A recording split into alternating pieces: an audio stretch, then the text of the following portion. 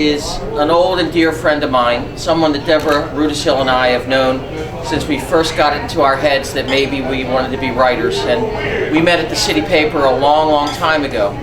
And that's the photographer Jennifer Bishop. Now Jennifer is going to exhibit a range of her photos from at least the last 2 decades, maybe more, on that monitor there. So after she's fully introduced, yeah, right there, after she's fully introduced, please sort of fill in, but keep the aisle open for the men's room, the ladies' room, and the kitchen. And to introduce Jennifer Bishop is one of her colleagues, the well-beloved photographer, Bill Hughes.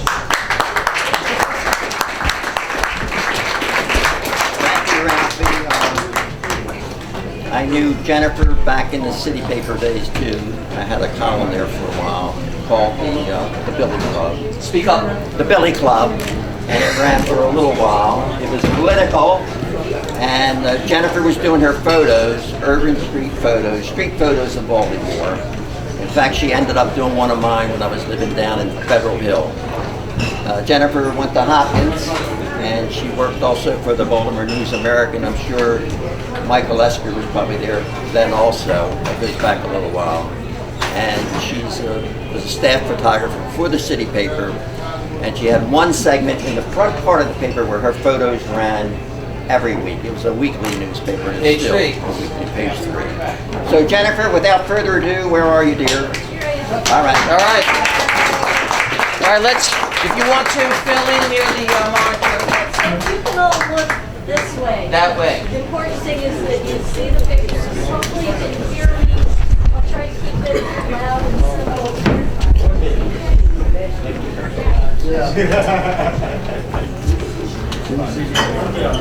Can you move down there? Can you all see that? Everyone see? Okay. So I came to Baltimore in 1975 to go to Hopkins. And immediately became mesmerized by what I saw in the streets of Baltimore. I was going to Hopkins to be a writing major, but I quickly found out that it was way easier to tell stories with photographs. And I could not stop wandering the streets and shooting people. This is one of those parking lot fairs, fun house. So at Hopkins, I hung out with a group of kids who, in 1977, started city paper. And in the early days, I took about half the photos in city paper. And that allowed me to shoot assignments any way that I wanted. So a picture of ballet dancers didn't have to show perfect form. It just had to be interesting. And it was a very freeing way to be introduced to photojournalism. This was a basement bingo game. If I could point out, that story is by someone in our midst, Mr. Michael Yoko. Michael Yoko.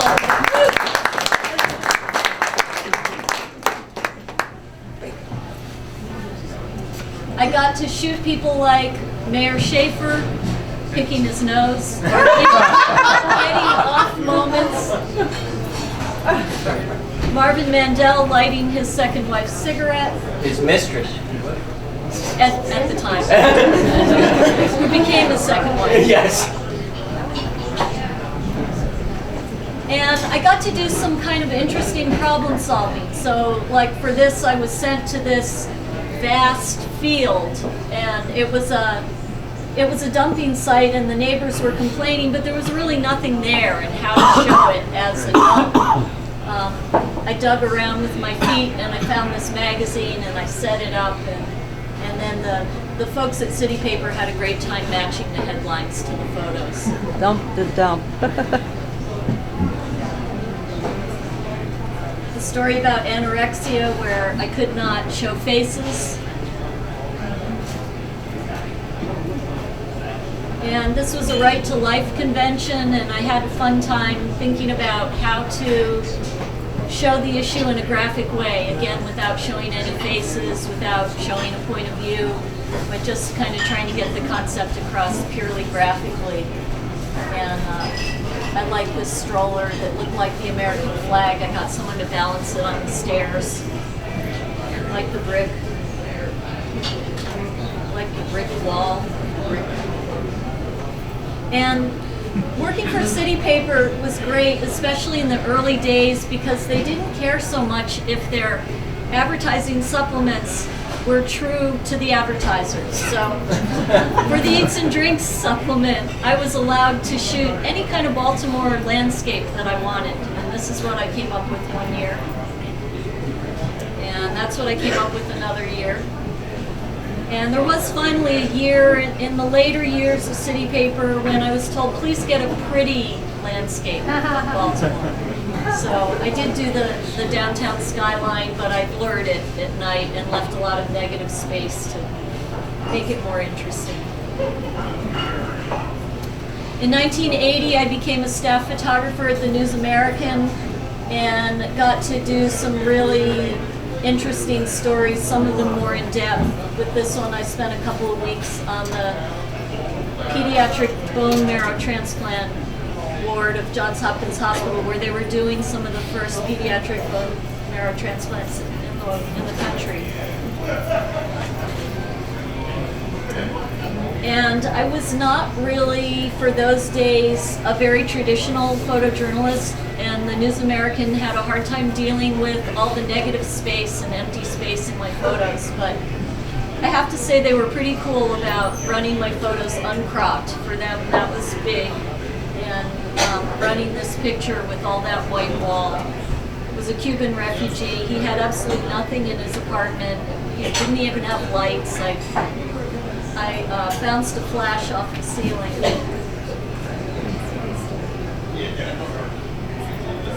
And Joe Norowski is here. He wrote this story about a women's prison. It was really cool to get inside a women's prison without having had to earn the right.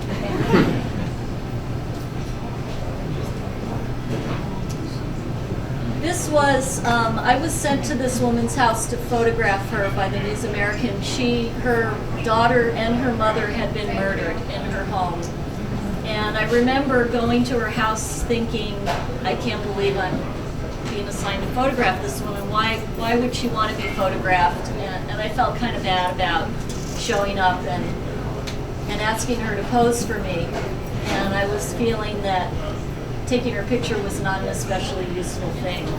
But I remember feeling very moved by her openness with me and her willingness to pose. And as I took this picture of her holding her daughter, she actually teared up and she had tears running down her face. And it just made me think about every time somebody stands in front of my camera that they're being very trusting and open with me. And it's something I'm always grateful for. And this remains one of my favorite images of all time. So sometimes the News American would send me out on the streets to do weather shots. That was just, we can't think of anything for you to do, but we need a space filler that shows what the weather was like today. So I photographed these kids on their front stoop with their mom. I like that it looks like they're all naked. They were actually all wearing bathing suits. And I love the light coming into the doorway. My editors really rolled their eyes at this weather shot. But I liked it, and what made it for me was that dangling cord over the wall. It looked like these people had just come unplugged. And this was that's a great one. Thanks. This was the Christmas shot I came up with for the News American, and they were really pretty fed up with this one. I like This it. is the Towson Mall before it got renovated. I left the News American in '81, got laid off actually, and went on to freelance for a variety of magazines. Some of my favorites were tabloids. This was Women's World magazine, and they gave me the most fascinating subjects. So these were some women who lived just outside of Baltimore, and they claimed to be abducted by aliens on a weekly basis. And I wanted to get some sense of you know, the apprehension that they truly felt every night when they went to bed. Still not. This was for the Washington Post magazine, a story on Ocean City. And I did shoot some weddings for a while, but they weren't exactly my kind of thing, although I did like this picture. It looks like this little girl's head levitated from her body across the frame.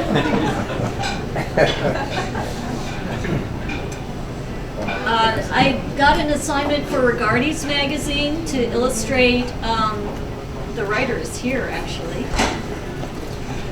There he is. To illustrate a story on Sparrows Point steelworkers with the only stipulation that I could not photograph on the premises of the steel mill.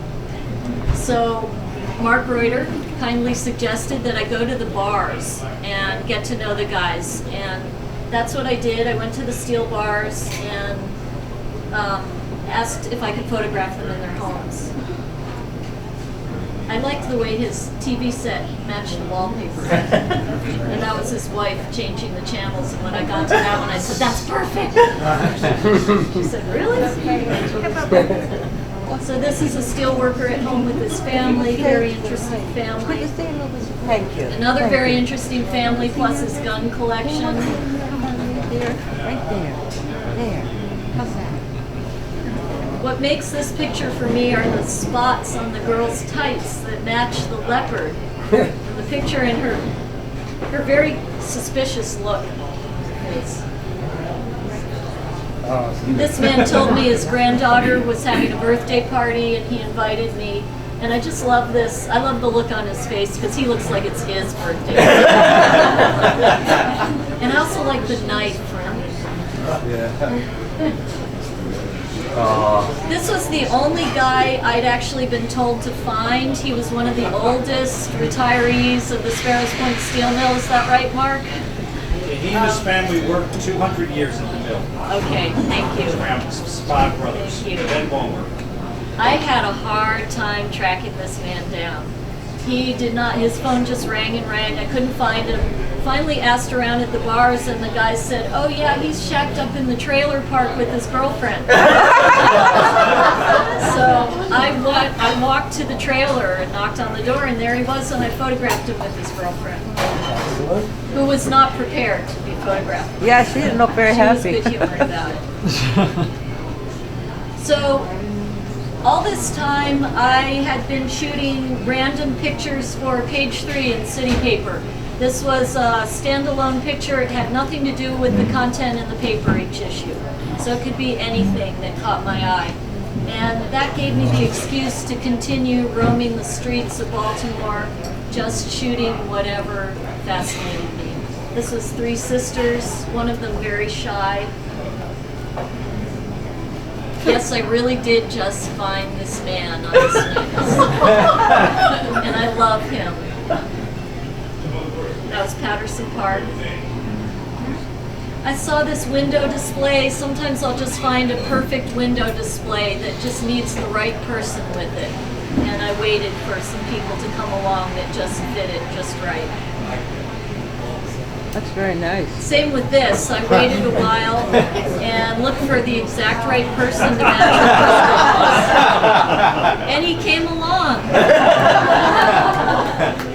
And he was so willing to pose. And what I really loved is that he was smoking a cigarette and he very delicately is hiding the cigarette, as if out of respect for the dolls. Do you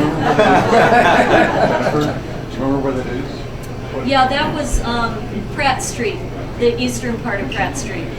Sorry, Rafael, not Canton. That's all right.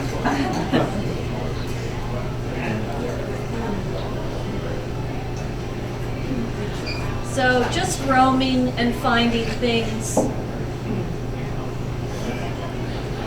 Sometimes the pictures just speak for themselves.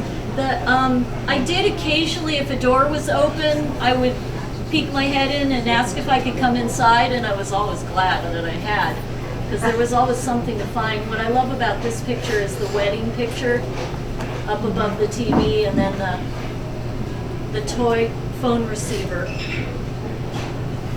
and the very exhausted grandparents. For a while, I got in the habit of carrying my camera so that I could shoot just ordinary moments, because the most fantastic things happen in the grocery store and in the restrooms. This little boy was hiding in the ladies' room. Obviously, his mom has a very apprehensive look in the mirror, because he was maybe just a little too big to be in there.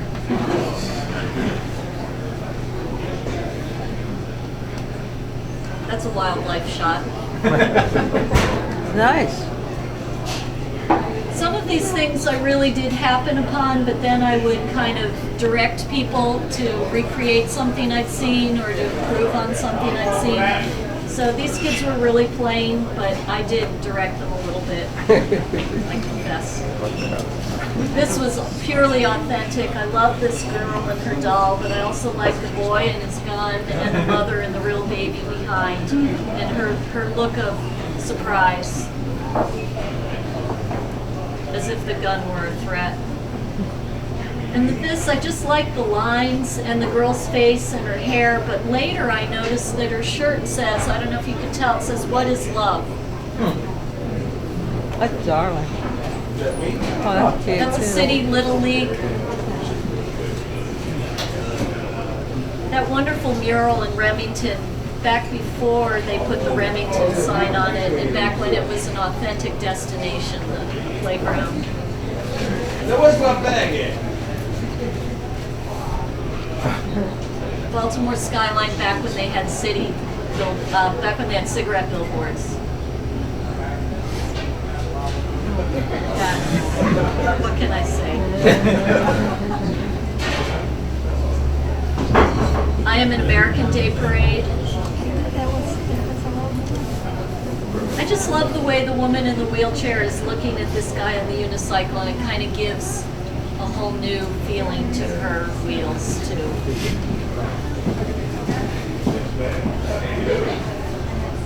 And this I call the fertility picture for the extra large eggs, but also the woman and the baby stroller and the man walking away and the plumbing and heating. It kind of has it all.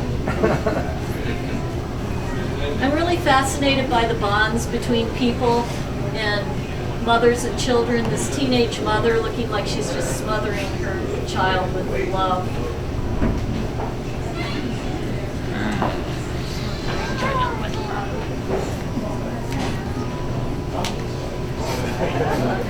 And the fact that the mother and the girl have things in their mouths, but the baby doesn't. The baby is very hard. I was actually assigned to photograph this boy for the Washington Post, and he would not let me into his apartment because he was ashamed. It was so kind of beat up. And so I found a way to photograph him through the window instead. That's very I really nice. like this. What was the story, Jennifer? He Very was nice. a Jesse Jackson fan. So they assigned me to photograph him with the Jesse Jackson story. And I kind of like the reflection of the Yeah, trees up there. that's sort of lovely. like this boy having a dream.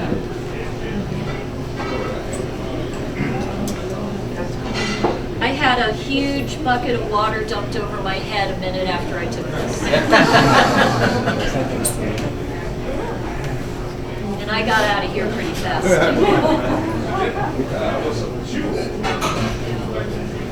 This was a marriage parlor in Elton.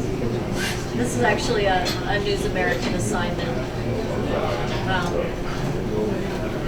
Another one that when I brought it back, they said, "What?" And this was a portrait of an unemployed woman.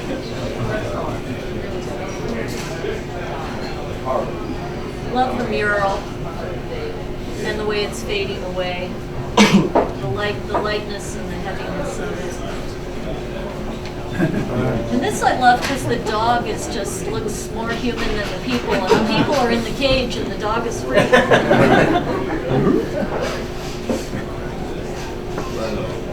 The billboard says everyone deserves a chance.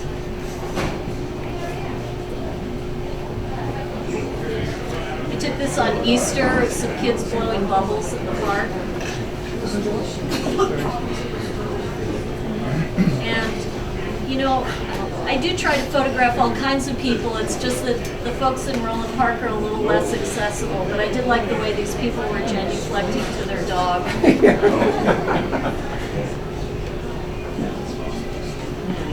Sometimes you just have to stop the car and get out and take a picture.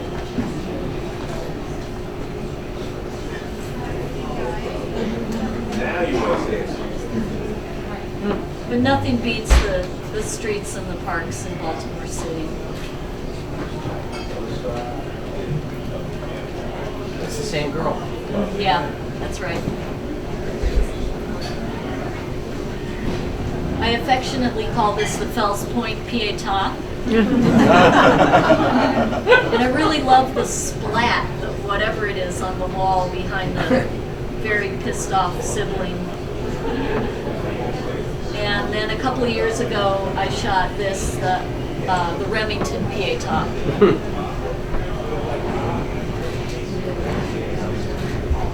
So recently I've been shooting some color.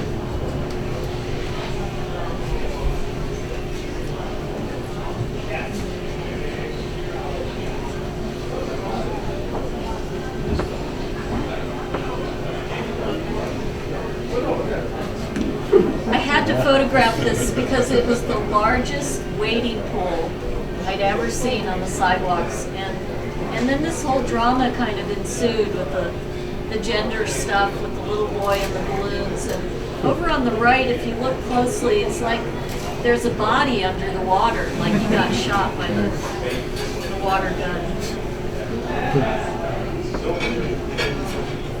This was a street artist. His sign says, "I can make anything beautiful because I'm dynamite."